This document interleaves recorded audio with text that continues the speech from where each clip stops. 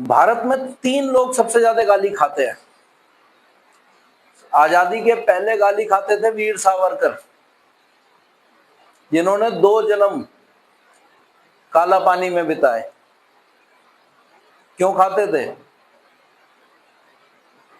क्योंकि वो एक ऐसी फिलॉसफी लेके चलते थे जो नेहरू और जिन्ना को सूट नहीं करती थी और ना गांधी को सूट करती थी। आपको पता ना हो शायद, सावरकर एक ऐसे व्यक्ति थे जिन्होंने एक ऐसा मंदिर बनवाया जिसमें उस समय कहे जाने वाले अछूतों को खुद एंट्री दिलाई, लेकिन फिर भी उनको हिंदूवादी ब्राह्मण नेता के तौर पे दिखाया गया और ब्रिटिश का एजेंट बताया गया। जो व्यक्ति 2 जन्म की कारावास की सजा झेल चुका हो, वो क्या एजेंट हो सकता है? कांग्रेस के किसी बड़े नेता ने, एक बड़ा नेता बता दो जिसने काला पानी की सजा झेली हो। ये तो बड़े बड़े किलों के अंदर अपने टाइम बिताते थे, किताबें लिखते थे। जेल हुई तो किताबें लिख रहे हैं, इतनी फैसिलिटी मिलती थी इन्हें, नेहरू और गांधी तो। दूसरा सबसे गाली खाने वाला नेता था गोडसे,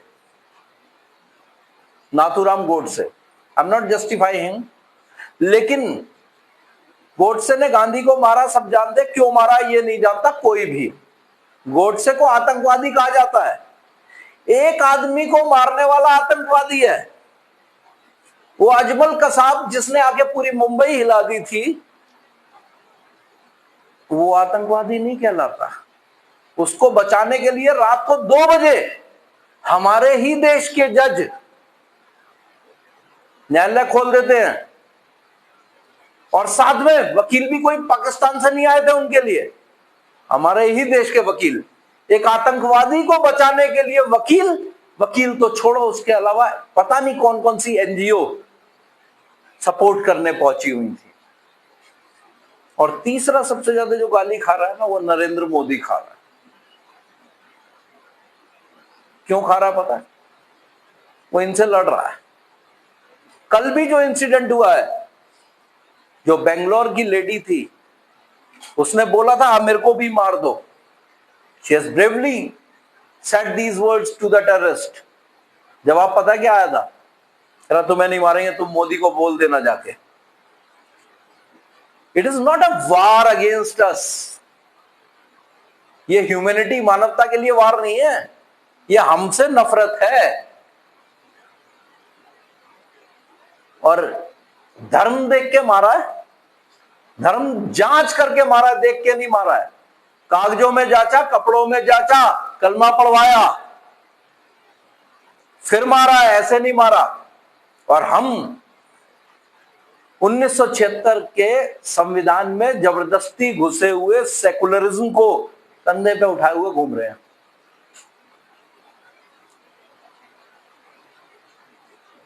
मैंने आपको पहले भी बताया था, हमारे जो जनरल सीडीएस साहब थे विपिन रावत, वो पहले ही कहते थे 2.5 फ्रंट की लड़ाई है ये। भारत और पाकिस्तान और भारत और चाइना की लड़ाई नहीं है ये। हमारे अंदर बैठे हुए जो इनको मदद देने वाले हैं, ये आतंकवादी जंगलों में ऐसे नहीं घूम रहे थे।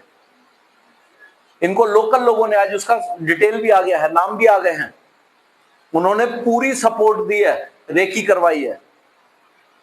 आपको जान के आश्चर्य होगा, ये जो लोग मरे हैं इसमें डिफेंस के लोग थे। आर्मी का जवान था, एयरफोर्स का जवान था, उसके अलावा और भी डिफेंस के लोग थे।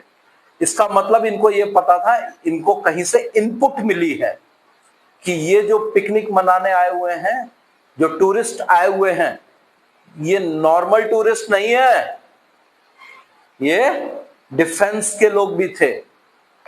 जानबूझ के प्लान तरीके से इस काम को किया गया है। शायद आपको एक चीज और ध्यान ना हो, इस महीने की 19 तारीख को प्रधानमंत्री को जाना था कश्मीर।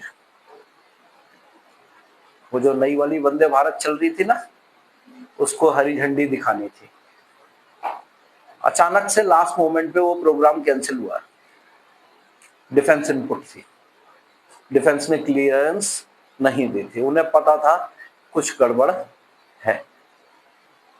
जैसा कि मुंबई में हुआ था, वहां भी कुछ और करने आए थे। वो मुंबई नहीं आए थे मारने का साहब, मुंबई मारने नहीं आया था। उस समय भी वो गुजरात में मोदी को मारने आया था।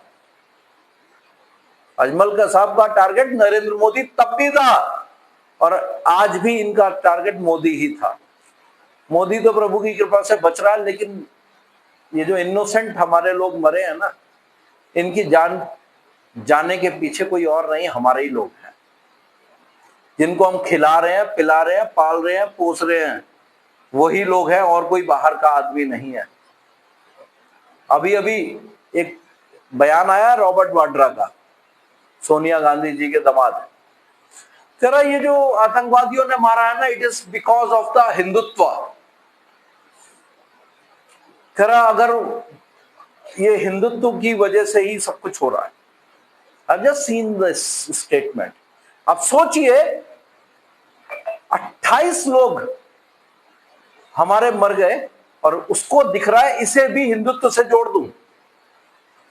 कांग्रेस के नेता ही नहीं, कांग्रेस के समर्थक भी इसके गुनाहगार हैं। जो लोग अखिलेश, तेजस्वी, ममता, राहुल इनको समर्थन कर रहे हैं ना, दे आर ऑल्सो रिस्पॉन्सिबल। क्यों? क्योंकि आज से 4 दिन पहले, नहीं सॉरी 4 दिन तक कांग्रेस के सहारनपुर के सांसद हैं एक इमरान मसूद, वो कश्मीर में थे। कुछ कहना नहीं चाहते, लेकिन क्या कर रहे थे? उसके बाद ही ये घटना क्यों घटी? प्रधानमंत्री वापस आ गए, राहुल गांधी अमेरिका में बैठा हुआ है। 26/11 हुआ था, तब भी वो पार्टी कर रहा था बाहर विदेशों में। आज तक राहुल गांधी वापस नहीं आया है। प्रधानमंत्री वापस आ सकते हैं, वो नहीं आ सकता। क्यों? वहां क्या कर रहा है? वहां भी अकेला नहीं है वो, उसके साथ में जो जातिवाद के सबसे बड़े बड़े कीड़े हैं ना, जैसे चंद्रशेखर रावण है एक, वो है, और बहुत सारे टॉप क्लास पत्रकार, वो भी यूएस में है इस समय, क्योंकि वो टूल किट तैयार कर रहे हैं कि आगे अब क्या करना है। जब ये जाते हैं ना विदेश, तो अकेले नहीं जाते, पूरी टीम जाती है और वहां क्या करते हैं सबको पता है, बस हमारे देश के बेवकूफ लोगों को नहीं पता। बुरा लगता है ऐसे ऐसे शब्द बोलता हूं, लेकिन दिक्कत यह है कि सच्चाई यही है और कोई ऑप्शन नहीं है। पहलगाम में जो हुआ वो धर्म देख के हुआ, लेकिन अगर हम गलती से धर्म देख के खाना मांग लें कि भाई इस होटल के मालिक का नाम क्या है, तो हम गलत। अगर हम ऑटो में बैठे उससे पहले उसका नाम देख ले तो हम गलत। उबर ये आपके जोमेटो स्विगी से खाना मंगाते हुए नाम देख ले तो हम गलत। मतलब एक तरफा सब कुछ चलता रहेगा और कुछ भी नहीं है क्या? हमारी जान इतनी आसान है कि मर जाए और उसके बाद कहते हैं ये हिंदुत्व की तरफ से हुआ है। एक नैरेटिव 70-75 सालों में बनाया, वो आज तक चल रहा है, लेकिन अब इस नैरेटिव को तोड़ा जाएगा।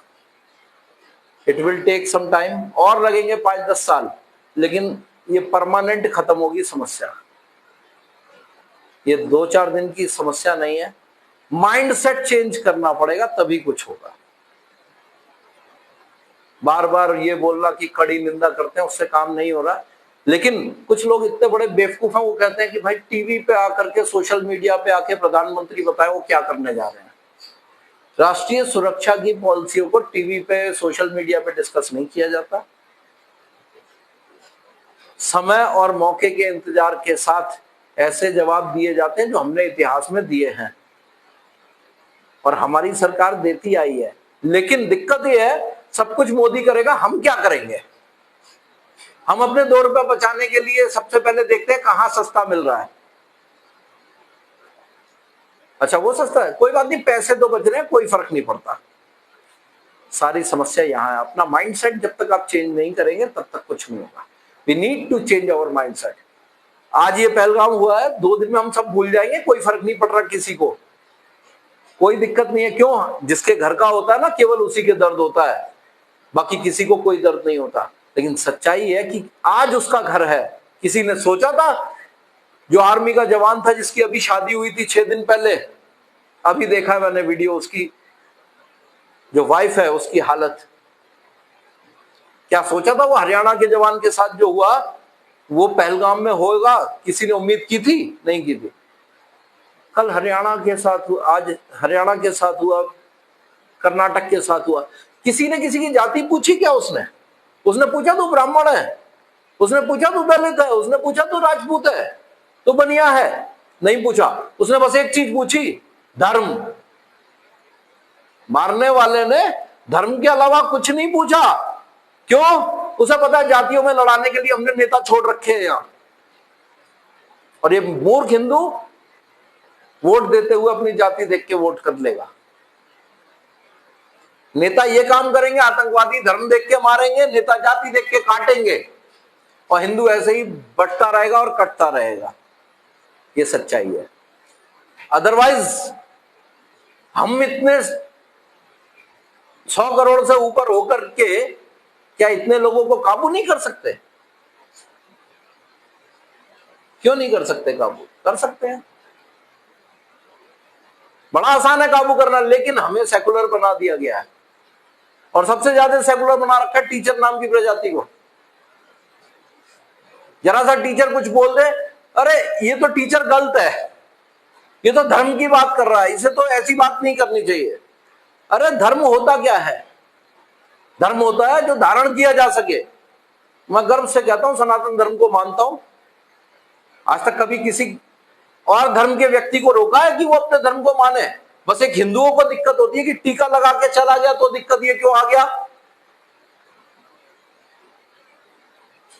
बाकी किसी धर्म के, किसी विशेष धर्म के व्यक्ति को, चाहे वो किसी भी पद पे, उसे रोक के दिखाओ किसी चीज के लिए, पॉसिबल ही नहीं है। लेकिन हमें है, हम अपना धर्म अगर लेके साथ चल रहे हैं तो उसकी दिक्कत है, हम दिखा भी नहीं सकते। हाल ये था कि एक समय ऑफिस के अंदर आप तिलक लगा के नहीं जा सकते थे सरकारी नौकरी में। अब कम से कम इतना तो है, इतना तो कर सकते हैं। लेकिन उसके पीछे सारी की सारी खेल है सॉफ्ट पावर्स का। सॉफ्ट पावर्स, आपकी किताबें आपको धीरे धीरे सेकुलर बनाती हैं। आपको आज तक किसी ने बताया कि हम अंग्रेजों के गुलाम थे? 200 साल गुलामी रही ना। उससे पहले जो 600 साल था वो क्या था? मुगल थे, मंगोल थे, यही थे ना। ये क्या यहां पे खेती करने आए थे? ये भी तो भारत को लूटने ही आए थे या और कुछ करने आए थे? भाई मुगल मंगोल क्या करने आए थे भारत में? क्या दोस्ती करने आए थे? लूटने ही आए थे ना। और जब लूटने आए थे तो ये क्यों नहीं बताते कि हम 800 साल से आक्रमणकारियों के अंदर चल रहे हैं? खाली अंग्रेजों को ही क्यों लिया जाता है? जिससे हमारे माइंड में एक शून्य बन जाए कि बस 200 साल की तो गुलामी थी, उससे पहले तो सब सही था। हमारे अंग्रेजों ने कोई मंदिर ने नहीं तोड़े आके। ना सोमनाथ का मंदिर अंग्रेजों ने तोड़ा, ना काशी का मंदिर अंग्रेजों ने तोड़ा, ना भोजशाला अंग्रेजों ने तोड़ी, और ना ही श्री कृष्ण जन्मभूमि पे कब्जा किया अंग्रेजों ने। वो तो उससे पहले के आए हुए आक्रांताओं ने किया, उसको व्हाइट वॉश कर दिया गया। क्यों? क्योंकि सेकुलरिज्म शब्द अंदर डालना था। This is how we are being changed. ये देख रहे हो पीछे फोटो मेरे, राधा कृष्ण। हमें सारी फोटो कृष्ण जी की ऐसी दिखती हैं, और कृष्ण जो हमें पता है वो क्या है? हाथ में चक्र लिए हुए। हम वो भूल गए।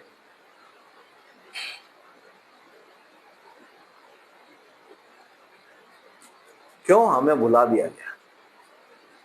हमें हर कोई बस अरे कृष्ण जी तो रास करते थे। क्यों? इससे हमें धीरे धीरे मेंटली क्या कर दिया? कमजोर कर दिया। जो हिंदू जो हुआ करता था ना,